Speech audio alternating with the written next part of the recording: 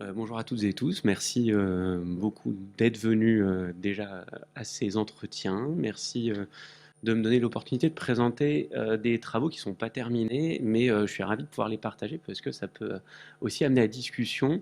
Moi, je travaille depuis quelques temps sur les données de santé. Donc, les données de santé, c'est le Système national des données de santé, le SNDS, et une de ses composantes, le PMSI, dont on va parler.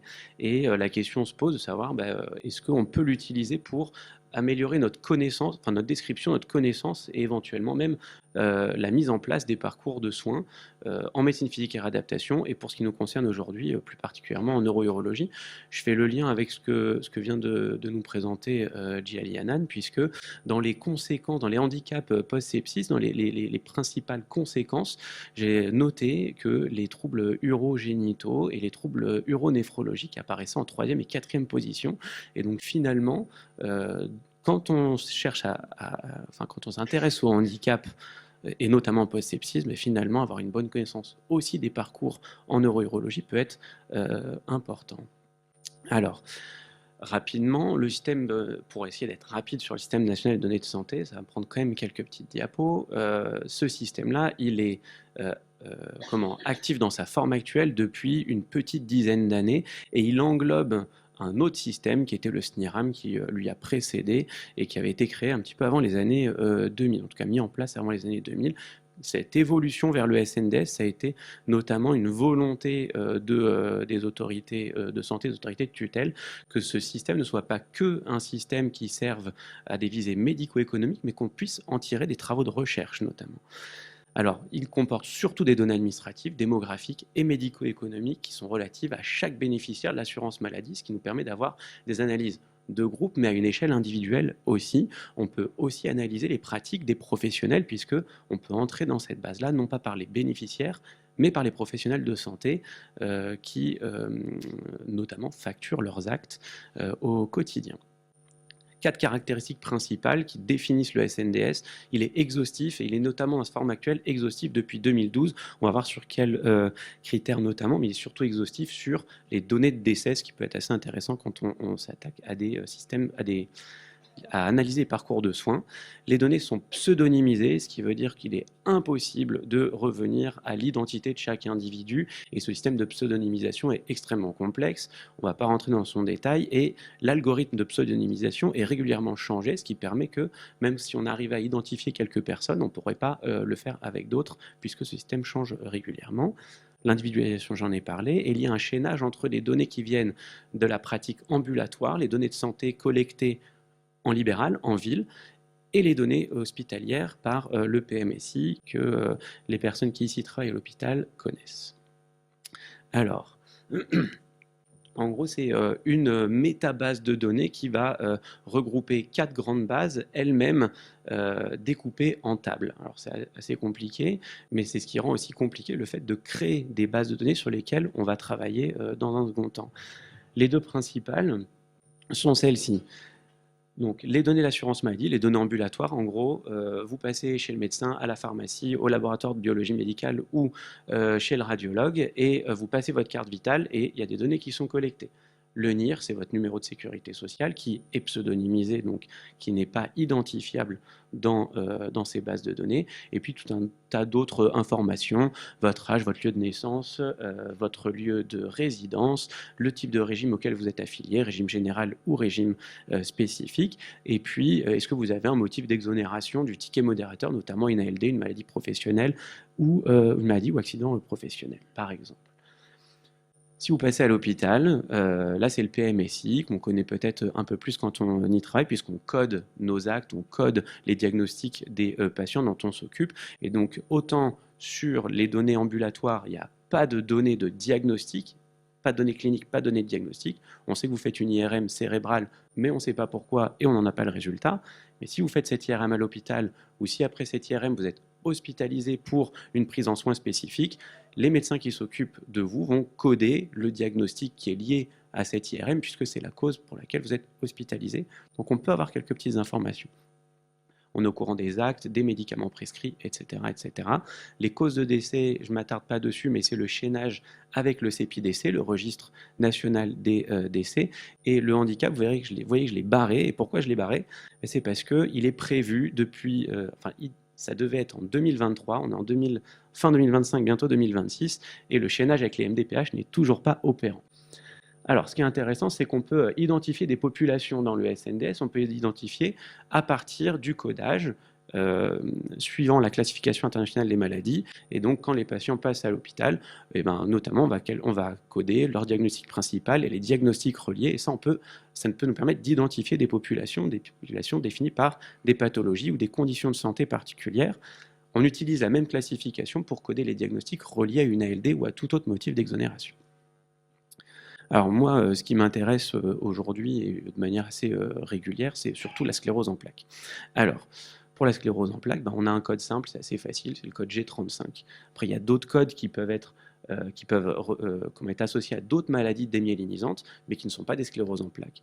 Donc ça, du coup, ça nous permet de définir un algorithme assez simple, c'est qu'on va chercher en hospitalisation, pour les motifs d'exonération du ticket modérateur également, est-ce qu'on retrouve des diagnostics G35 qui renvoient à la maladie sclérose en plaques? Et puis si on retrouve des diagnostics différentiels, on va exclure les individus de notre base de données.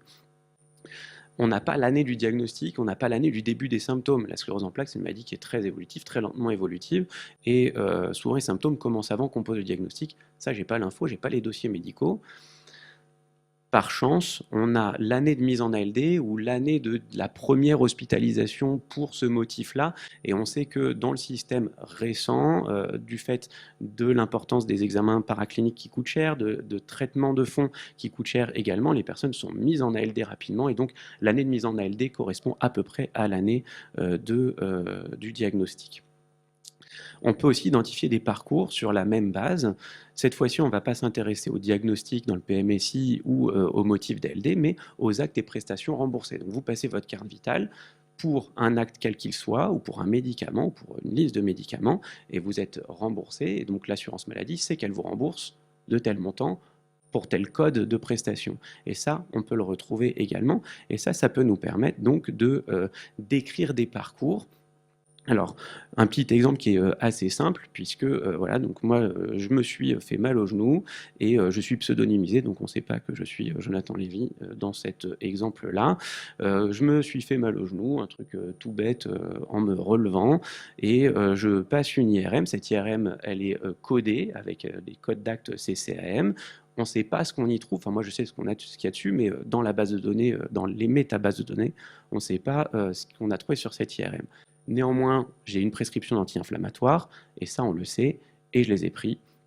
Et puis ensuite, finalement, sur cette IRM, il y avait une fissure méniscale avec une languette. Et donc, moi, je dois être opéré à un moment donné, et puis je rentre à l'hôpital. Même si c'est en ambulatoire, en hôpital de jour de chirurgie orthopédique, là, il y a un diagnostic qui est codé. Il y a le diagnostic de la cause pour laquelle je vais être opéré. Et donc, je sais que... et donc là, on peut retrouver cette cause-là. Et donc, on peut retracer le diagnostic qui est posé avec cette IRM et l'acte thérapeutique qui en découle. Alors ça, c'est un parcours qui est fini, ce n'est pas une maladie chronique, il s'est passé quelque chose une fois avec un parcours qui s'ensuit. Et c'est le même raisonnement avec des maladies chroniques. C'est un exemple qui n'est pas de la neurourologie, mais c'est un papier extrêmement intéressant aussi parce qu'il sert de base méthodologique pour des travaux qu'on est en train de mener. Ça, c'est l'équipe de Jean-Louis Pépin à Grenoble qui a cherché à analyser le parcours de soins des personnes atteintes de BPCO dans l'année qui précède la mise sous ventilation non invasive.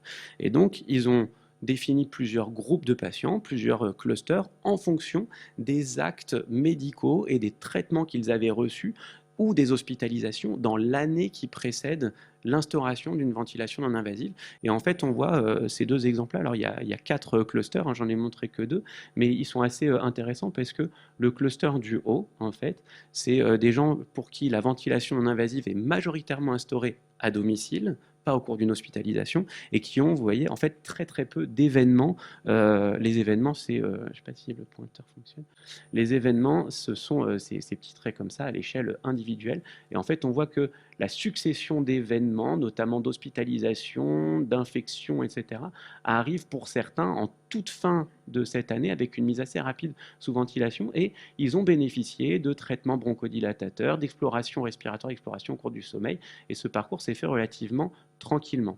Ça, c'est des parcours beaucoup plus sévères. La plupart des personnes sont mises sous ventilation non invasive au cours ou au décours immédiat d'une hospitalisation, avec une succession rapide d'événements, et notamment d'événements graves, puisque ce sont des événements infectieux qui nécessitaient des hospitalisations ou des traitements plus ou moins lourds. Alors, en pratique, qu'est-ce qu'on va faire? On va chercher des actes paracliniques qui peuvent définir le parcours qui nous intéresse, des hospitalisations qui peuvent être liées au parcours. Donc, si on parle de neurourologie, des hospitalisations pour des bilans dans des services de médecine physique et réadaptation, des hospitalisations de jour dans des unités spécialisées de neurourologie, ou des hospitalisations en urologie pour des complications, pour des chirurgies intercurrentes. On va s'intéresser aux actes thérapeutiques, donc les actes plutôt diagnostic ou de prévention, et puis certains actes thérapeutiques qui vont survenir dans le parcours des personnes, et puis un certain nombre de prestations qui peuvent être plus ou moins spécifiques, soit de la pathologie, soit du parcours qui nous intéresse. Alors, quelques exemples notamment pour la neurourologie, de travaux qui ont déjà été faits, assez récents, mais qui ne s'intéressaient pas à l'ensemble du SNDS, mais simplement au PMSI, c'est-à-dire seulement des actes intra-hospitaliers. L'angle qui avait été choisi pour ces deux travaux, donc le premier ici et le suivant dont je vais vous parler après, c'est de caractériser les parcours qui sont directement associés à des traitements par toxine botulinique. Ce premier papier-là, ou cette première étude, c'était la toxine botulinique et son utilisation chez les patients atteints de sclérose en plaques, avec deux grandes indications, la spasticité et la vessie neurologique, l'hyperactivité neurogène du détrusor. Alors ce qui est intéressant, c'est que ça colle plus ou moins avec ce qu'on s'attendrait, c'est-à-dire, alors bon, je vous passe la descriptif assez large, en fait c'est la population de sclérose en plaques qu'on connaît. Bon, sur 100 000 personnes, il y en a seulement 8 000 qui sont traitées par toxine botulinique pour de la spasticité. Ça représente 42 000 injections, ce qui montre quand même que les patients sont régulièrement réinjectés. Et ça colle avec les bonnes pratiques, même si un petit peu moins de la moitié n'ont eu qu'une seule injection sur la période d'observation. Et on observe un peu des choses similaires pour ce qui est de la toxine botulinique dans le détrusor. 13 000 injections pour un peu moins de 3 000 personnes. Avec une répétition. Des délais entre deux injections qui sont aussi en accord avec les autorisations de mise sur le marché.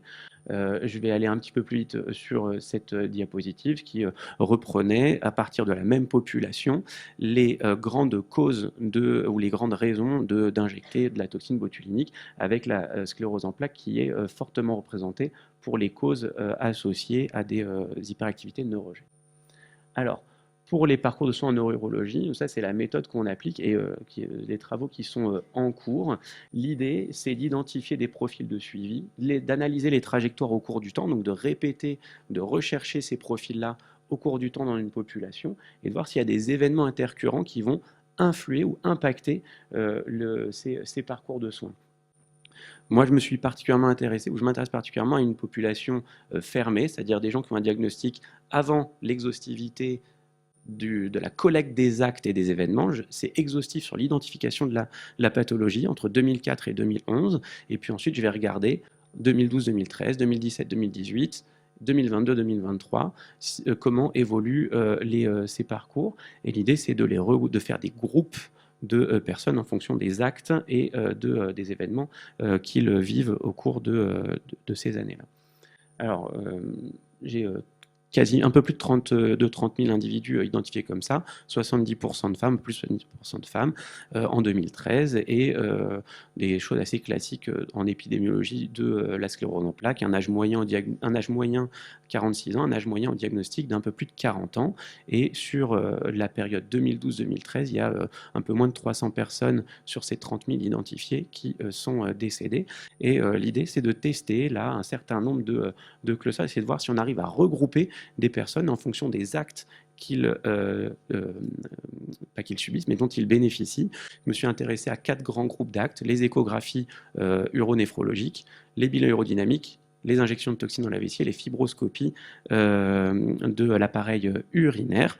Et alors, bon, ça c'est première vague de clusters que j'ai essayé de faire. Et en fait, c'est pas très intéressant quand on fait des recherches, faire des clusters de manière, on dit non supervisée, c'est-à-dire qu'on donne les données de la vie réelle et on dit bah tiens, on dit au logiciel quoi, essaye de me regrouper ça de manière logique ou en fonction des itérations chez chaque patient. Et en fait, c'est pas très intéressant parce qu'il n'y a pas d'acte qui semble réellement définir ou d'absence d'acte qui semble réellement définir un cluster.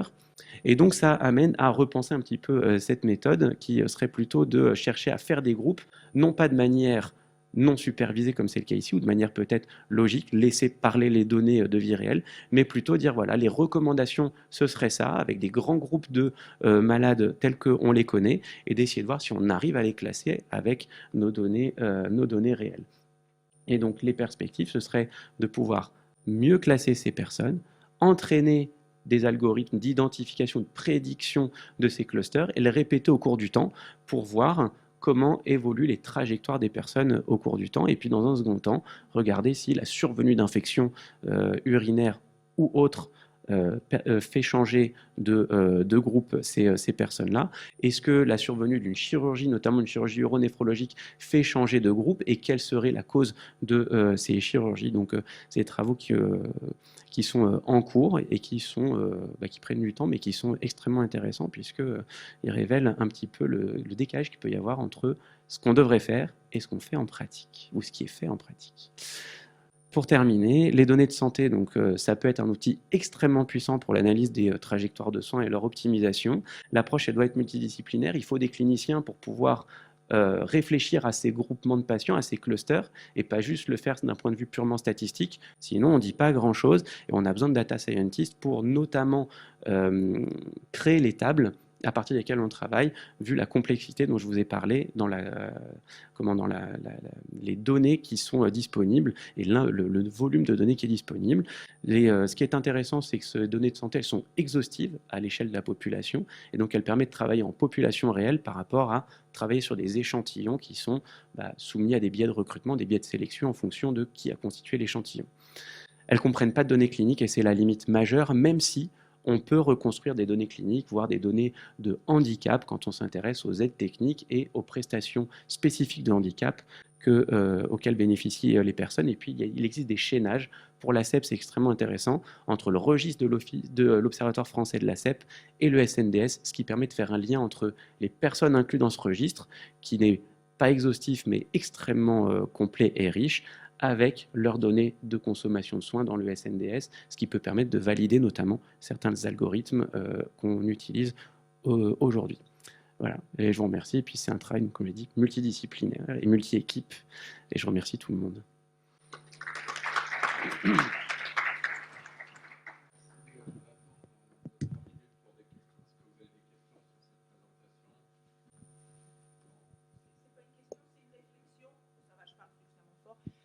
On part donc du principe que le codage PMSI, lui, il est exhaustif et il est rempli correctement. Voilà. Il y a une approximation. Alors, ce qui est intéressant, c'est que quand on donne des chiffres avec des dizaines, voire des centaines de milliers de personnes, on a l'impression de donner quelque chose. C'est exhaustif d'un point de vue statistique, mais c'est pas, mais il y a une marge d'erreur et on peut pas l'apprécier directement. Donc en fait, c'est certes exhaustif, mais en fait, ce qui compte dans l'analyse du résultat et dans la représentation, finalement, c'est les ordres de grandeur qu'on donne. Donc quand on dit, quand notre algorithme à nous, il dit il y a 150 000 personnes qui ont une sclérose en plaques, et celui piloté par Emmanuel Leray à l'EHESP, par exemple, ils sont autour de 160 000. En fait, ça veut dire la même chose. Notre algorithme est un peu différent. Il y en a un plus restrictif que l'autre, mais en fait, l'ordre de grandeur est le même. Ce qui est intéressant, c'est que ce qu'on fait nous en données exhaustives par rapport aux projections faites notamment par le GBD, le Global Burden of Disease, sur certaines pathologies, qui disposent de très peu de données françaises, le GBD, en fait, ils sont souvent sur du double ou du triple dans l'estimation des populations telles que nous, on les identifie dans le SNDS. Et ça, c'est intéressant. Donc, on est exhaustif dans ce sens-là, et c'est vrai que ce n'est pas à l'unité près. Juste pour le PMSI, c'est aussi, ça dépend aussi si le service fonctionne en T2A ou pas, parce qu'on optimise beaucoup plus le PMSI quand on est en T2A que lorsqu'on ne l'est probablement pas.